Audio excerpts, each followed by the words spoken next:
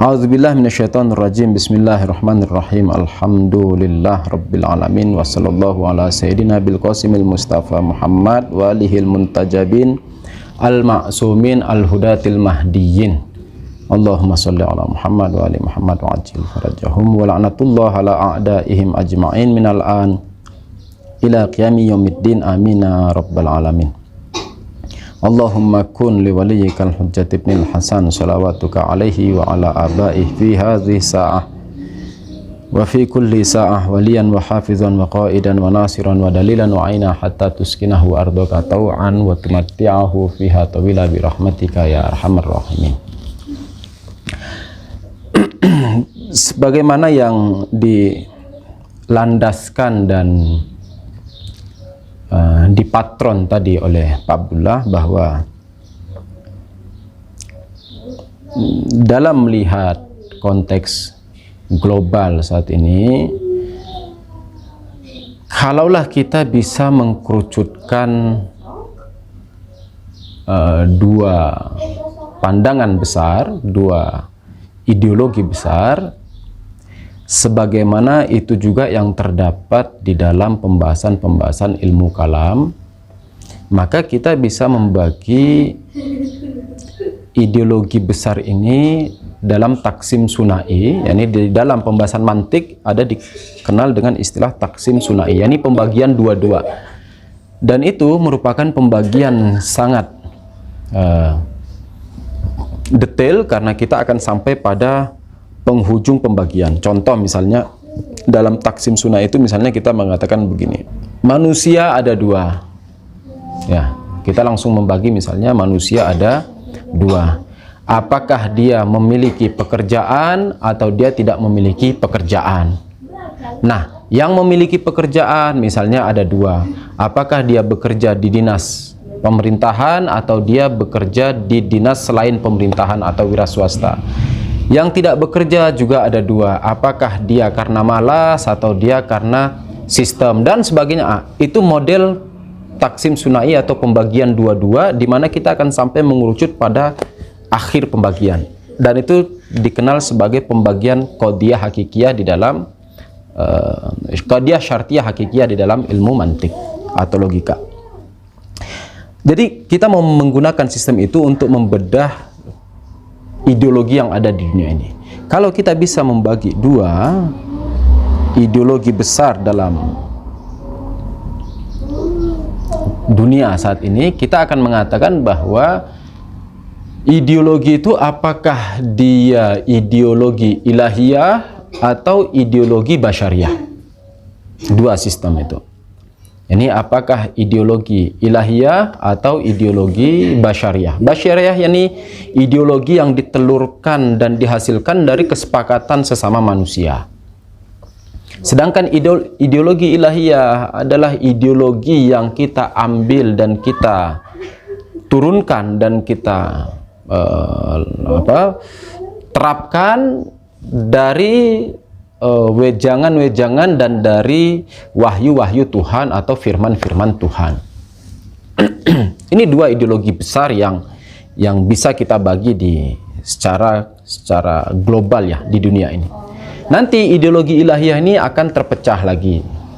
Ada ideologi ilahiyah yang standar kebenarannya diatur berdasarkan kesepakatan ahlul halli wal aqdi istilahnya.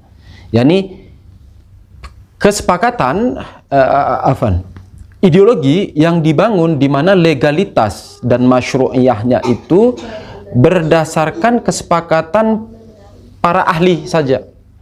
Sehingga kalau seandainya ada sekelompok para ahli bersepakat terhadap sebuah keputusan, maka itu akan dianggap legal dan itu akan dianggap syar'i.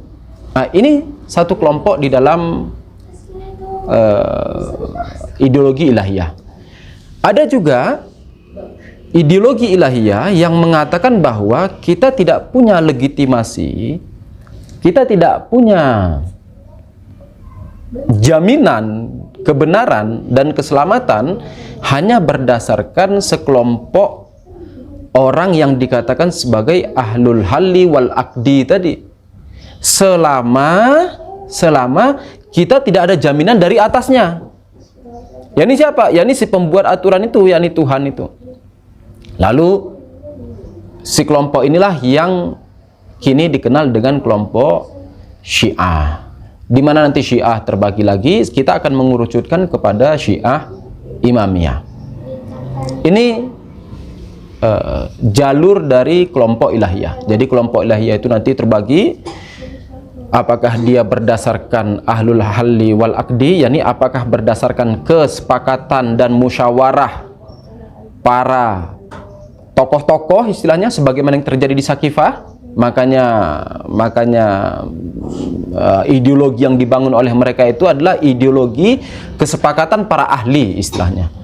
Ideologi kesepakatan para ahli, sehingga mereka melegalkan apa yang terjadi di Sakifah. Kenapa? Karena mereka anggap bahwa di Sakifah itu para ahli, sehingga apapun yang mereka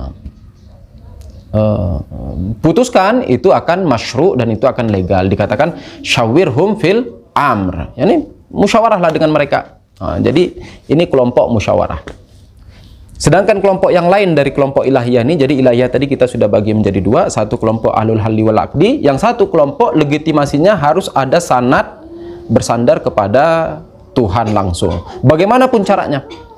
Bagaimanapun caranya. Apakah Tuhan yang mengabarkan atau ada kabar gaib dan sebagainya. Ini satu kelompok. Kemudian ada kelompok ideologi basyariah. Ideologi basyariah ini juga nanti akan terbagi. Apakah tinjauannya itu kemakmuran sosial atau tinjauannya adalah kemakmuran individu. Kalau kemakmuran individu, maka itu yang akan menelurkan kelompok kapital. Kalau kemakmuran sosial, itu yang akan menelurkan kelompok sosialisme. Ataukah patokannya adalah kemakmuran semesta, termasuk meliputi alam, di mana mereka mengikuti mazhab naturalisme yang atau dikenal di sini dengan tabi'i di ilmu akidah.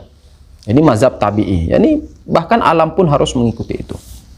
Yani alam juga harus terdampak dan terefek, sehingga kalau kita melihat yang sekarang lagi ramai di dunia, misalnya kelompok pecinta hewan atau kelompok pecinta tumbuhan, itu berangkat dari fahaman tabi'i atau naturalisme ini tadi. Itu pembagian-pembagiannya. Sekarang kita mau mengadu dua kelompok besar tadi. Kita mau mengadu dua kelompok besar, lalu kita akan dari kelompok besar itu mana yang benar, lalu kita akan mengerucut sampai ke yang terkecil. Kita tidak akan mengerucut membahas satu persatu karena akan membuat waktu terlalu panjang. Kita akan langsung melihat dari dua pecahan terbesar tadi itu mana yang benar, lalu kita akan mengerucut ke situ. Kita melihat dua ideologi ini, baik ideologi ilahiyah maupun ideologi basyariah. Kalau kita mau perbandingkan, kalau kita mau uji kebenarannya, jadi ada dua pembahasan garis besar. Ya, ada garis besar ilahiyah, ada garis besar basyariah. Yang garis besar ilahiyah ini, kita mengatakan bahwa dia harus langsung diambil dan ditelurkan dari konun-konun ilahiyah. Sedangkan basyariah, dia adalah berdasarkan kesepakatan manusia tanpa ada legalitas dari Tuhan. Nah, kalau kita mau menguji mana yang bisa kita terima, kita akan mengatakan begini. Untuk mengujinya ini, alat yang kita pakai untuk mengujinya, kita akan berangkat dari pendekatan ilmu kalam. Kita katakan begini. Manusia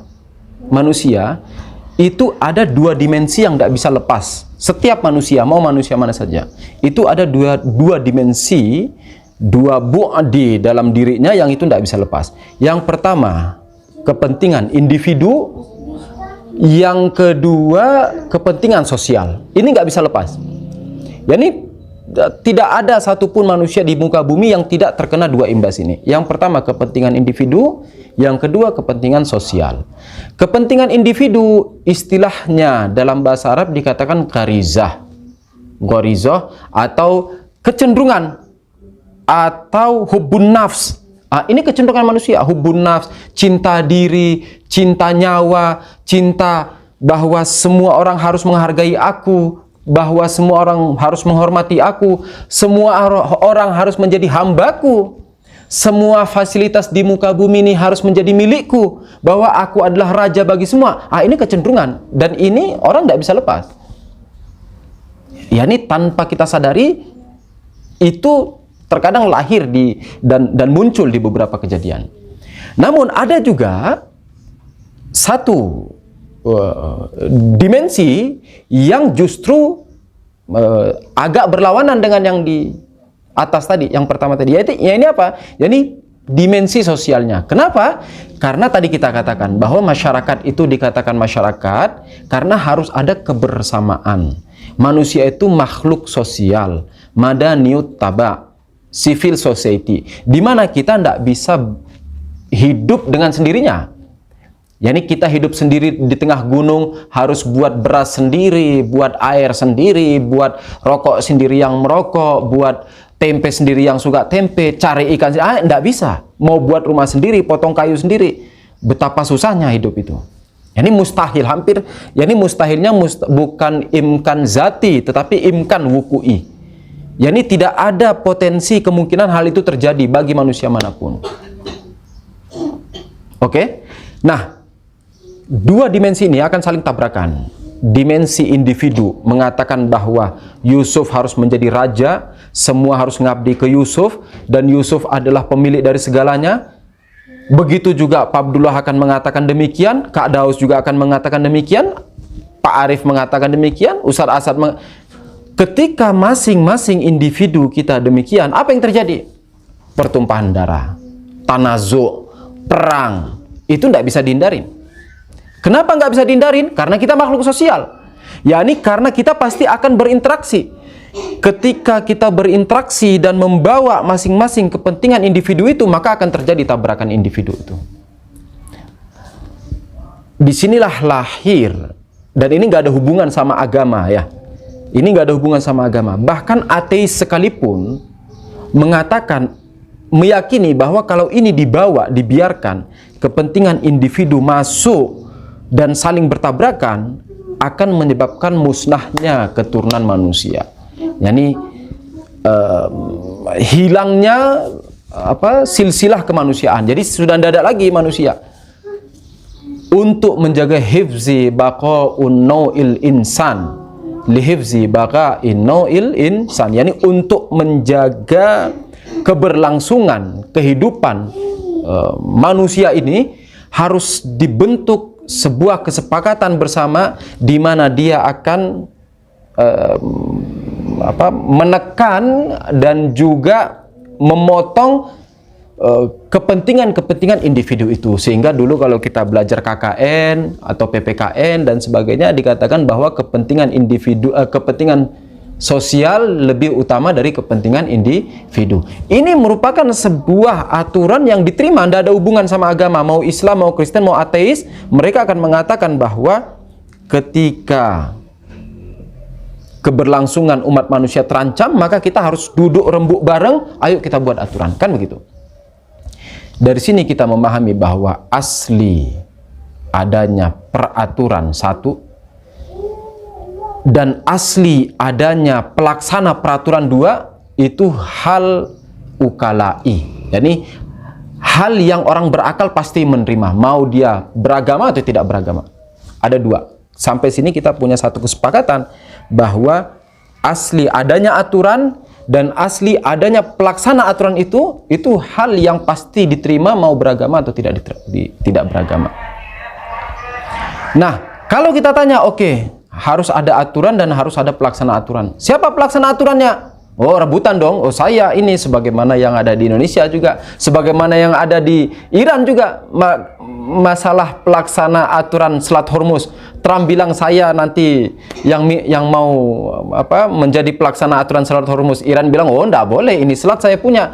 Lalu Trump mengatakan, ya sudah, nanti saya sama Ayatullah itu kita akan kerjasama mengurus Selat Hormuz.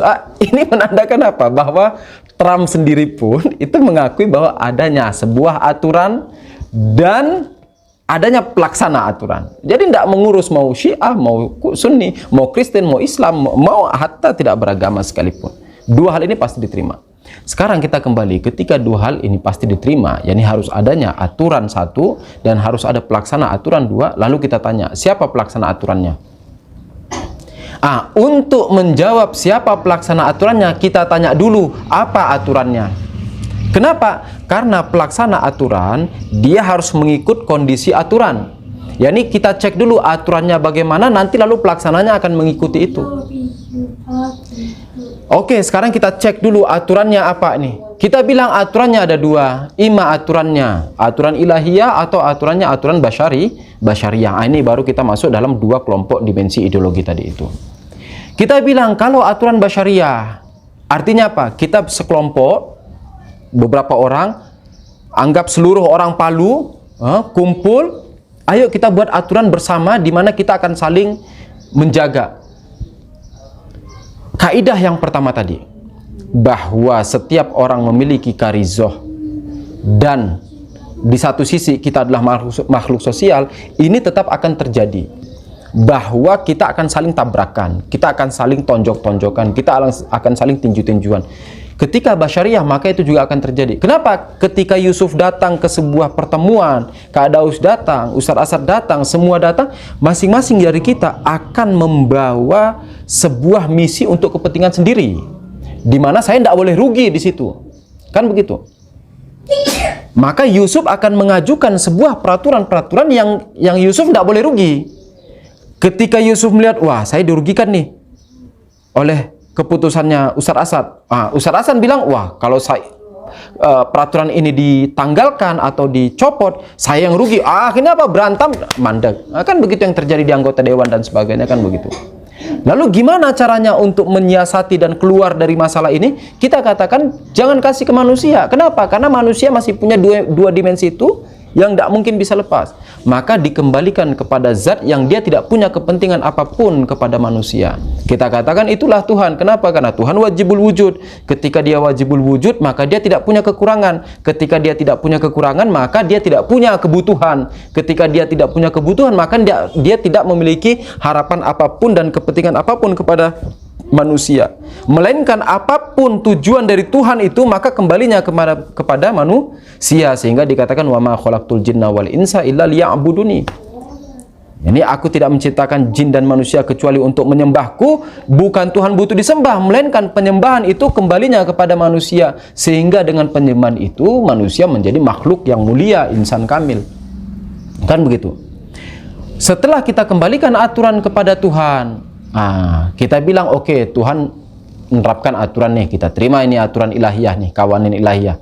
Lalu kita tanya, Tuhan siapa yang mau nerapin? Kalau kita bilang saya yang mau nerapin, kaidah yang pertama tadi kembali lagi, ini terjadinya tanazuk dan saling perang. Lalu kita bilang ya sudah, biarin Tuhan yang nyuruh, yang nentuin. Lalu Tuhan turunkanlah pertama nabi. Dari sini terdapat garis besar perbedaan antara beberapa kelompok di dalam ideologi ilahiyah tadi. Ini penting, ikhwan-ikhwan. Dari sini sudah mulai, tadi ilahiyah oke, sama ya. Lalu masuk kita tanya siapa pelaksana aturan. Lalu kita mengatakan biar Tuhan yang nyuruh. Lalu Tuhan menentukan nabi. Oke, mungkin teman-teman bilang iya sampai di sini sama, semua orang juga menerima nabi. Enggak. Di sini sudah terjadi perbedaan. Kenapa? Kita meyakini karena dari awal pembahasan kita tadi ya, bahwa ini aturan untuk menjaga kesemestaan, dan yang namanya untuk menjaga kesemestaan diadakan aturan di mana aturan itu hanya bisa terlaksana kalau ada mujri atau pelaksana, di mana pelaksana inilah yang kita sebut sebagai pemerintah. Lalu kita tanya, siapa yang mau menjalankannya Tuhan? Tuhan katakan nabi, maka dari sini kita mengatakan bahwa sistem pemerintahan Islam sejak zaman nabi sudah ada. Ini awal permasalahan antara kelompok kita dengan yang lain. Bahwa awal dari siapa pelaksana siapa pelaksana aturan itu, di situ sudah terjadi perdebatan bahwa kita mengatakan ketika aturan adalah aturan Tuhan dan harus ada pelaksana aturan tersebut, di mana tujuan diturunkannya aturan itu untuk menjaga semesta, untuk menjaga hifzi baqa'i naw'il insan, untuk menjaga keberlangsungan umat manusia, di mana Tuhan menurunkan aturan dan aturannya pelaksananya adalah Nabi, maka kita katakan Nabi adalah sistem pemerintahan itu sendiri. Sehingga kita mengatakan di zaman Nabi pun sudah ada sistem pemerintahan. Sebaliknya mereka mengatakan bahwa di zaman Nabi belum ada sistem pemerintahan. Mereka hanya mengatakan Islam itu hanya mengatur urusan-urusan ahkam, hukum-hukum pribadi. Kita bilang kalau Islam hanya mengurus urusan pribadi saja, aturan-aturan pribadi saja, terus itu hukum tentang diyah, hukum tentang ta'zir, hukum tentang kisos, hukum tentang jihad, hukum tentang fulan, potong tangan dan sebagainya, itu terus siapa yang mau melaksanakan? Kalau tidak ada pemerintahan, siapa yang mau melaksanakan? Kalau Nabi bukan pemimpin sebuah pemerintahan di zaman itu, terus siapa yang melaksanakan? Lalu mereka mendalil lagi. Mereka bilang, nggak bisa itu dikatakan sebagai pemerintahan. Kenapa? Karena syarat dalam pemerintahan itu harus ada lembaga-lembaga resmi seperti yang kita lihat sekarang. Ada lembaga ekonominya, ada lembaga kemiliterannya, ada lembaga politiknya, ada lembaga luar negerinya, ada lembaga ini. Kita menjawab, akhi, kamu mau membahas zaman dulu sama zaman sekarang, lalu mengatakan karena sistemnya tidak seperti zaman sekarang, maka dia bukan itu. Yani kalau kamu mengatakan bahwa karena di zaman Nabi tidak seperti zaman sekarang, tidak ada sistem ekonominya, tidak ada sistem militernya, tidak ada ini, lalu itu bukan pemerintah. Kita mengatakan bagaimana cara kamu menimbang, mengkias satu dengan yang lainnya. Kita akan mengatakan bahwa setiap sistem itu akan sesuai dengan kondisi di zaman itu. Di zaman Nabi karena memang Islam baru awal terbentuk, karena juga masyarakatnya badui, karena juga memang medannya itu adalah Sahara, gurun, karena memang juga perangnya di zaman itu belum ada sniper, belum ada tembak, belum ada, ya begitulah sistem pemerintahannya. Sistemnya masih kabilah-kabilah. Ya begitulah sistem pemerintahannya. Dan itu kita katakan sebagai sistem pemerintahan. Sehingga kita akan mengatakan dalam bentuk terkecil apapun sistem itu, maka itu adalah sistem pemerintahan. Dari sini kita mengatakan bahwa Nabi adalah pemimpin pertama sistem pemerintahan. Kalau ini bisa kita terima, maka selanjutnya kita akan mengatakan bahwa pemerintahan ini akan terus harus dijaga. Oke, setelah Nabi siapa? Terserah, ada yang mengatakan, yang lucunya mereka mengatakan di zaman Nabi nggak ada pemerintahan, tapi setelah Nabi itu ada. Pertama, kedua, dan ketiga itu. Lalu setelah itu Hazrat Amir alaihi salam. Mereka bilang jadi pemerintah itu nanti setelah Nabi. Kita mengatakan apa bedanya? Kalau di zaman setelah Nabi kamu mengatakan baru ada pemerintahan, kenapa di Nabinya itu belum ada? Mereka mengatakan karena Nabi bukan pemimpin masyarakat. Nah, kan mereka berdalil begitu. Karena Nabi bukan pemimpin masyarakat. Kita mengatakan terus Nabi nyuruh demo, terus Nabi nyuruh nunggu di mengumpulkan orang di Ghadir Khum untuk berbaiat. Itu terus apa kalau itu bukan sistem pemerintahan? Terus Nabi menyuruh jihad, Nabi menyuruh perjanjian perang Hudaybiyah, terus Nabi melakukan siasah-siasah kerjasama.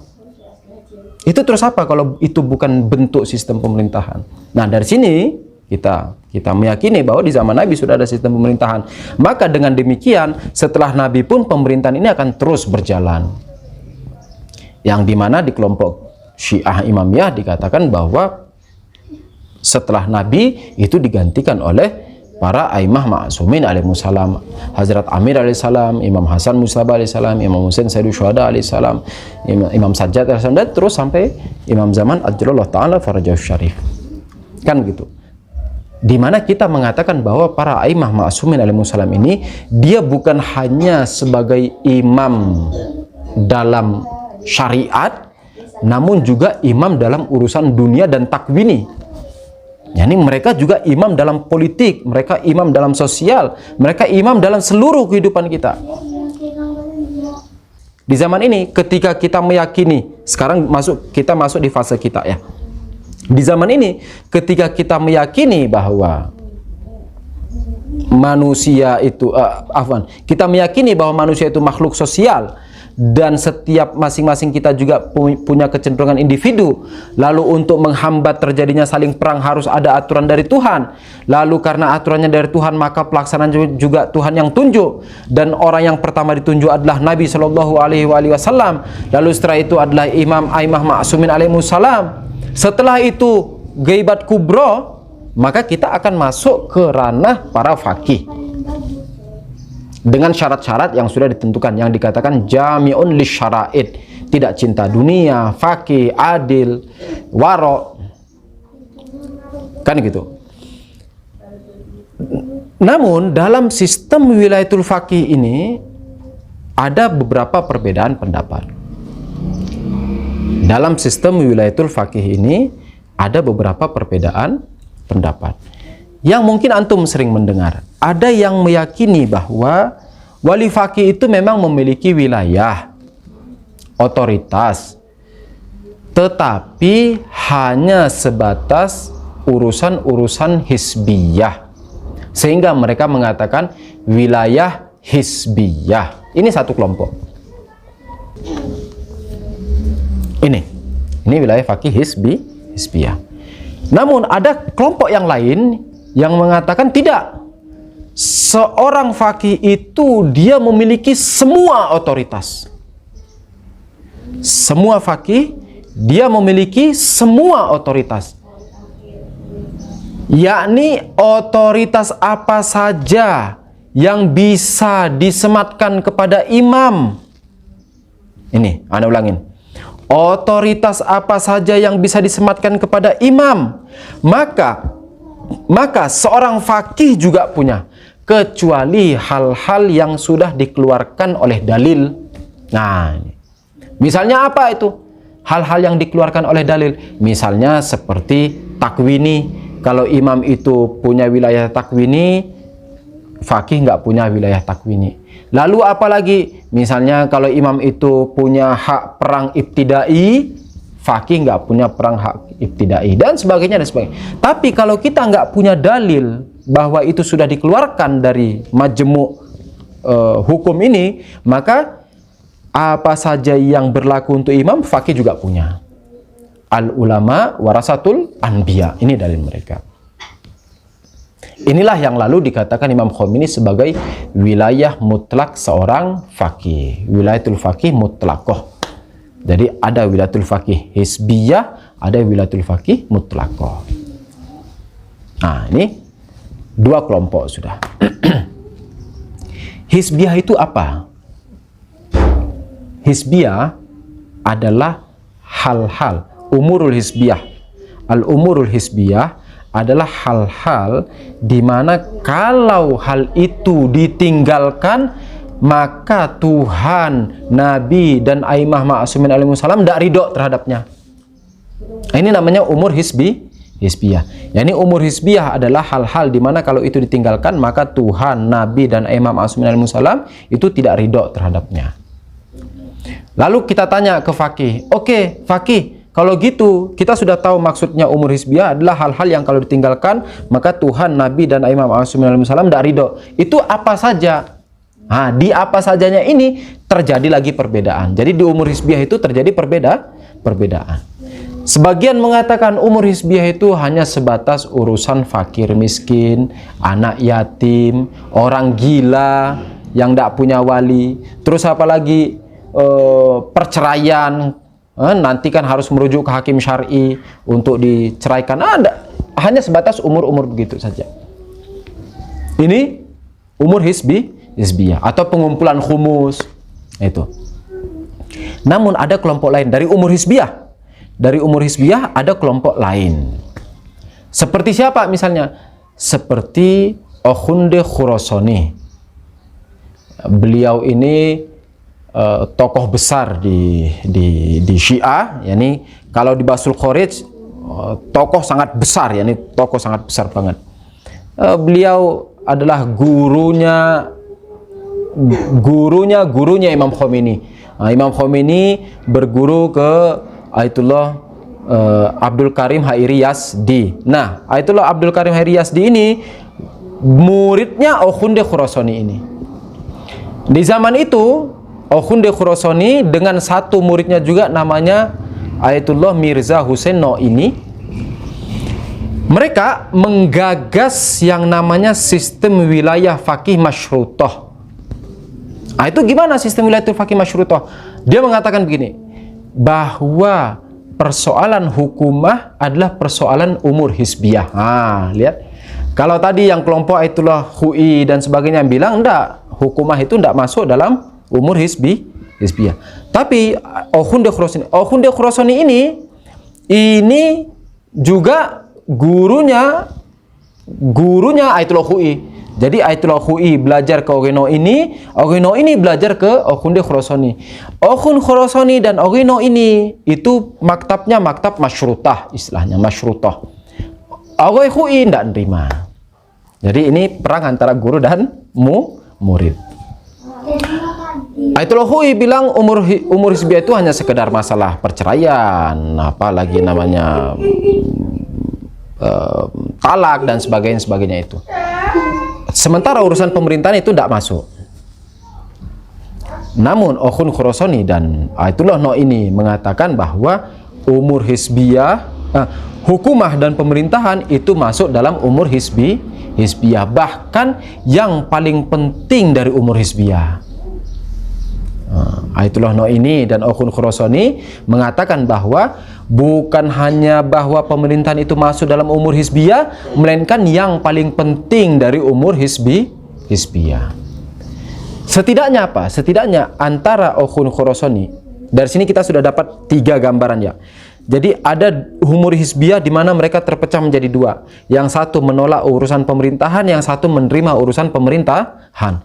Kelompok yang ketiga yang mengatakan wilayatul faqih mutlaqah seperti Imam Khomeini. Nah, kalau kita melihat antara wilayah mutlaqah dengan umur hizbiyah yang mengatakan pemerintahan juga masuk dalam umur hizbiyah, ini setidaknya punya satu kesamaan keluaran. Yani hasil output yang dikeluarkan itu akan sama. Yani apa? Yani seorang faqih itu harus masuk dalam sistem pemerintahan. Jadi di kita ini, di wilayatul faqih ini ada 2. Ada umur hizbiyah, ada wilayah mutlaqah. Umur hizbiyah itu juga ada 2. Ada umur hizbiyah yang hanya sebatas urusan perceraian, pengumpulan khumus, anak yatim, fakir miskin, hanya itu saja. Namun ada kelompok kedua di umur hizbiyah yang mengatakan bahwa pemerintahan itu pun itu masuk dalam umur hizbiyah, bahkan yang paling utama dalam umur hizbiyah, dalam urusan-urusan hizbiyah. Seperti siapa? Seperti Ayatullah Akhunde Khurasani, Ayatullah Noini. Sementara muridnya mereka berdua yaitu Ayatullah Hui mengatakan enggak, itu hanya di urusan seperti perceraian dan sebagainya tadi itu. Nah, lalu murid-muridnya Ayatullah Hui itu mendukung pandangannya Ayatullah Akhunde Khurasani yang mengatakan bukan, yang betul itu Ayatullah Akhunde Khurasani yang mengatakan bahwa pemerintahan itu masuk dalam umur hizbiyah, sehingga mereka mengatakan umur hizbiyah mutawassi'ah. Umur hizbiyah mutawassi'ah, yakni umur hizbiyah yang diperluas. Dalil mereka apa? Dalil mereka ini begini. Kenapa pemerintahan itu masuk dalam umur hizbiyah? Mereka mengatakan begini. Tadi kamu mendefinisikan umur hizbiyah adalah hal-hal di mana kalau ditinggalkan maka imam nggak ridho, kan itu. Sekarang saya tanya, imam ridho enggak kalau seandainya terjadi pertumpahan darah dan bunuh-bunuhan? Wah, sudah pasti nggak ridho imam, kan gitu. Nah, kalau begitu imam menginginkan adanya hifzin nizam. Hifzin nizam itu yakni menjaga ketentraman dan kesemestaan, menjaga galaksi ya, istilahnya gitu ya. Menjaga gimana manusia ini tetap hidup.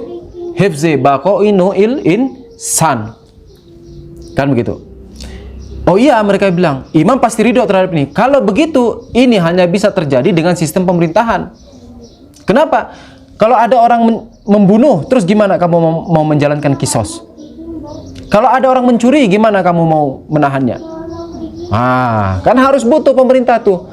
Makanya lah masuk dalam hifzin nizam, di mana pemerintah itu bertugas untuk menjaga ketentraman dan keteraturan manusia. Dan imam pasti ridho, dan kalau ditinggalkan imam pasti marah. Sehingga mereka mengatakan ini harus masuk dalam umur hizbiyah, bahkan yang paling utama.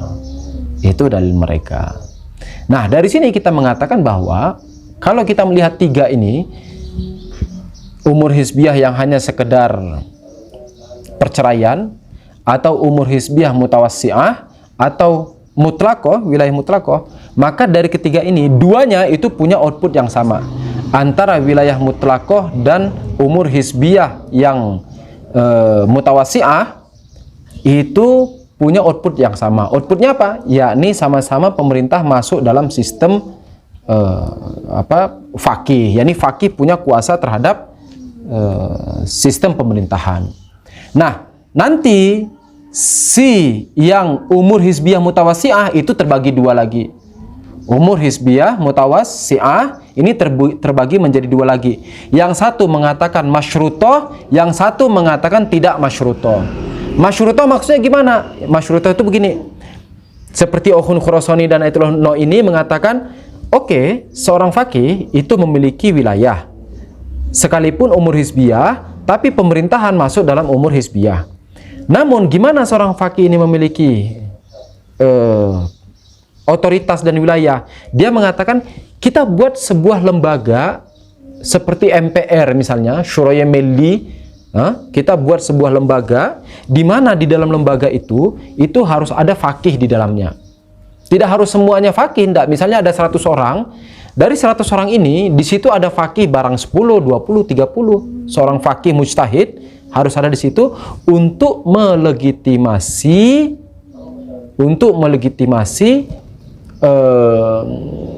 setiap keputusan yang diambil oleh lembaga tersebut. Ini dikatakan masyrutoh atau apa? Atau sistem kelembagaan parlementer. Yani wilayatul faqih parlementer, ya istilah kita di Indonesia, wilayatul faqih parlementer. Ini yang Ayatullah No ini dan Khunde Khurasani. Namun ada yang seperti Ayatullah Jawa Tabrizi mengatakan enggak, sekalipun pemerintahan itu masuk dalam wilayatul faqih, tapi faqihnya bukan dalam bentuk parlementer, melainkan perseorangan. Ini sebagaimana yang punya wilayatul faqih Imam Khomeini yang juga perseorangan seperti Rahbar Aziz Said Mujtaba Khomeini sekarang ini. Demikian.